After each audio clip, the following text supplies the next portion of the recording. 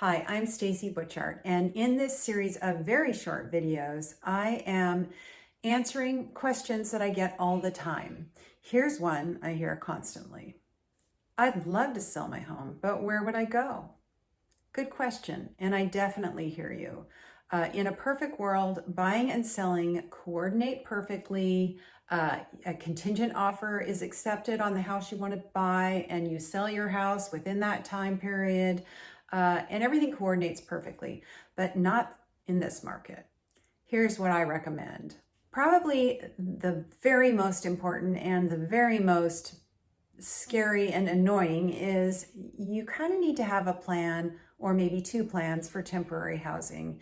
If you can, try to think of it as an adventure. And I can kind of see your eyes rolling as I say that, but honestly, it really helps. If it's a super short-term gap, maybe you can reach out to some very good friends to see if they've got a spare room or two or a finished basement, or if you're lucky, maybe an ADU.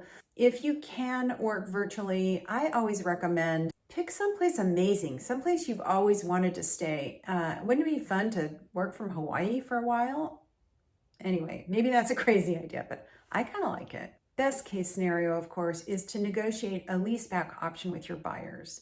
In a competitive market, sellers are in the driver's seat, and your buyers may be happy to offer up to 90 days of rent back after closing, and may actually be willing to let you stay for a short while rent-free.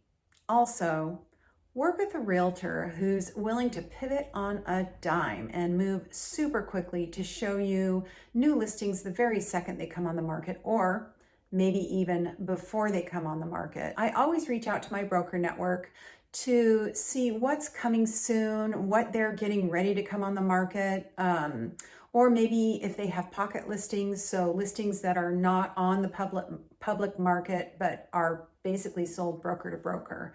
Be open also to seeing homes that may not seem like the one on paper. You just don't know until you walk through that door, and there may be things you love about a home that you might not have considered until you actually see it.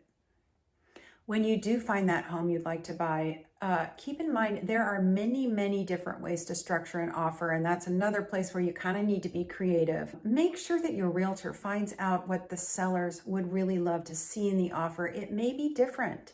There may be something special that you can offer that will definitely put you in good standing with them and maybe win you that bidding war.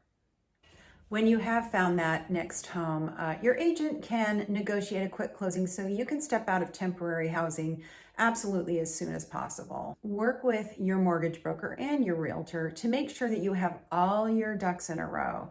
So you've answered all the questions and delivered all the paperwork, and there will be a lot that your mortgage broker asks for well ahead of time, so you can shoot for a 30-day closing, or maybe even better if all the stars seem to align. The bottom line, of course, is that buying and selling at the same time is a huge undertaking. That's why I'm here. Let's chat so you can hear straight from me how I keep the process as streamlined and low-key, laid back, and where I can, fun as possible for all my clients. And don't wait, reach out and let's connect this week. The coffee's on me. I'm Stacy Butchart, and I provide concierge real estate services for buyers, sellers, and investors in the Portland metro area. And I'll see you next time.